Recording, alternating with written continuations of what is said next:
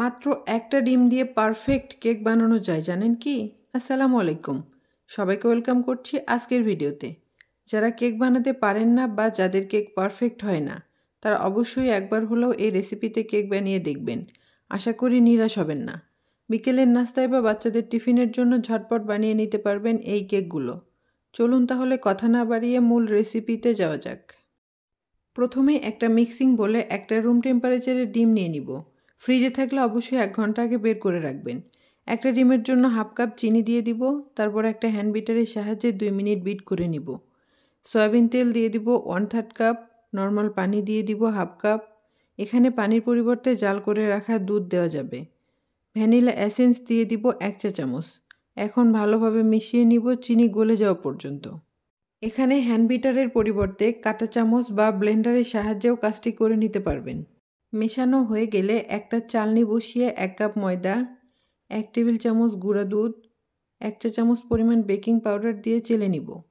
এতে করে কেকের ব্যাটারে কোনো লাঞ্চ থাকবে না। তারপর সব কিছু একত্রে মিশিয়ে নিব।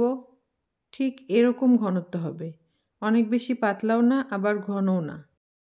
এখানে আমি 3টা হিটপ্রুফ বাটিতে তেল ব্রাশ করে নিব। আপনারা চায়ের কাপও নিতে পারেন বা মাফিন কেক মোল্ডও নিতে পারেন। এখন প্রতিটি বাটিতে অর্ধেক পরিমাণ কেকের ব্যাটার ঢেলে দিব। অবশ্যই বাটি বা কাপের অর্ধেক পরিমাণ ব্যাটার দিতে হবে, কারণ কেক বেক হওয়ার পর ফুলে ডাবল হয়ে যাবে। চুলায় একটা নর্মাল সিলভারের হাঁড়ি লো আঁচে 10 মিনিট প্রিহিট করে নিয়েছি। এখন 4 থেকে 5 পাতা লেখালেখির কাগজ বসিয়ে স্ট্যান্ড বসিয়ে দিব। স্ট্যান্ডের উপর স্টিলের ট্রে বসিয়ে বাটি বসিয়ে দিব। ঢাকনা দিয়ে ঢেকে তোয়ালে দিয়ে ঢেকে ভারী শিল উঠিয়ে দিব যাতে ভিতরের তাপ বের হতে না পারে। এখন লোয়ের চেয়ে একটু বাড়িয়ে বেক করব 20 থেকে 25 মিনিট। এ সময় চুলার আঁচ কম বাড়া করা যাবে না। আর কেকের উপরে সুন্দর কালার পেতে অবশ্যই সিলভারের ঢাকনা হাঁড়ি এবং কাগজ ব্যবহার করতে হবে। 25 মিনিট পর কেকের মধ্যে টুথপিক দিয়ে চেক করে নিতে হবে। টুথপিক ক্লিন আসলে নামিয়ে নিতে হবে। আর যদি টুথপিকে কেকের ব্যাটার লেগে থাকে তাহলে আরও 5 মিনিট বেক করতে হবে। আমার টুথপিক ক্লিন এসেছে। এখন আমি নামিয়ে ঠান্ডা করে নিব। কেক ঠান্ডা হলে বাটিটাকে ধরে একটু উপর করে ঝাঁকিয়ে নিলেই সুন্দরভাবে বের হয়ে আসবে।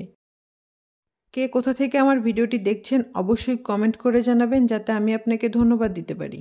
দেখে নিশ্চয়ই বুঝতে পারছেন কেকগুলো কতটা সফট হয়েছে। এখন একটা কেক আপনাদের সাথে কেটে শেয়ার করি।